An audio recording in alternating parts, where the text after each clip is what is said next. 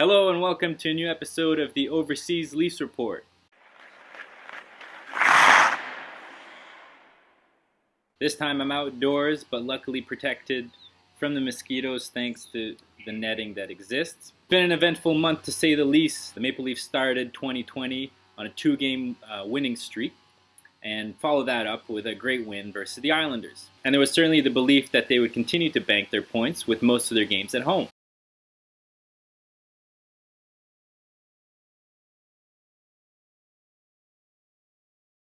However, the rest of the month was marked with significant inconsistencies and a couple devastating losses both on the injury front as well as on the scoreboard. More specifically, the game in Florida where the Leafs had flown in early to enjoy themselves and showed a complete lack of effort throughout the game, especially when the Panthers are a team that the Maple Leafs are now fighting for in a playoff spot. Another noteworthy loss was at home, the last game before the All-Star break and their bye week, where it was expected the Leafs would have a good showing and have a lot of nice things to talk about going into the break. That loss, coupled with 2 wins by the Florida Panthers while the Leafs were idle, certainly presented reasons for concern. Now, I won't talk too much about the All-Star game or the skills competition.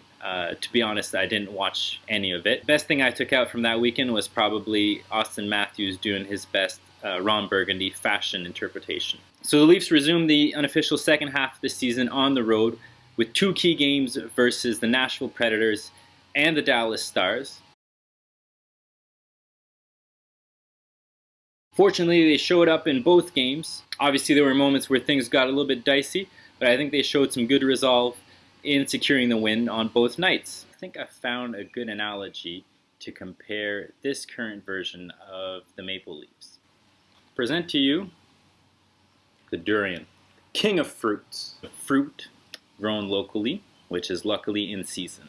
So Durian is obviously quite famous, let's say infamous, for its spiky shell and the smell that it releases. And its distinctive taste. It's a bit of an acquired taste. I wouldn't say everyone loves it. But after a while, as the fruit ripens, it begins to split at the bottom. And that's how we're going to get inside. So let's look at what's inside the durian, which is the most important.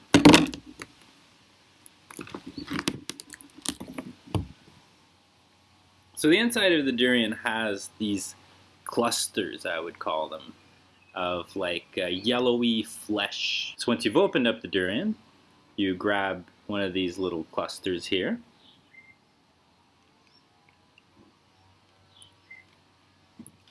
And that's what you eat.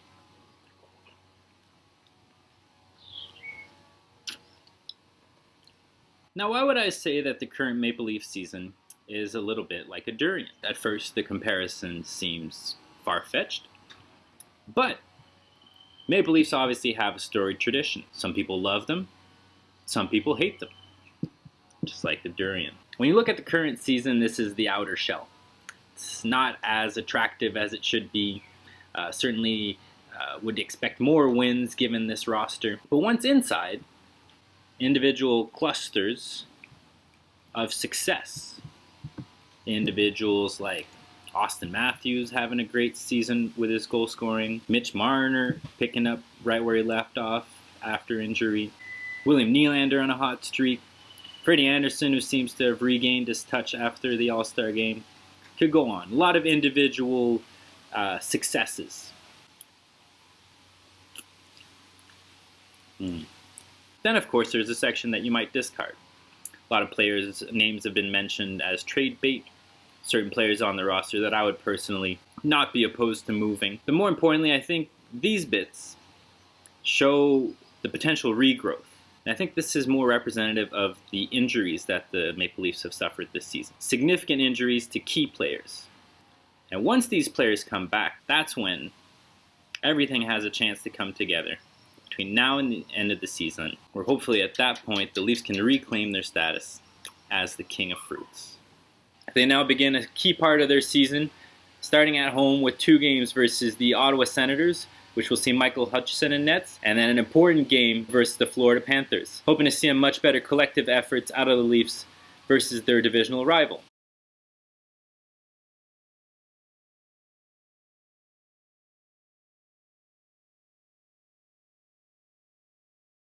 Heading into the trade deadline, it'll be interesting if the Leafs make any moves. Certainly a lot of names have been thrown around, from backup goaltenders to right-handed defensemen. But most importantly, the Leafs will need to continue picking up wins in order to secure what is at times a not-so-certain playoff spot and hopefully compete for the Stanley Cup.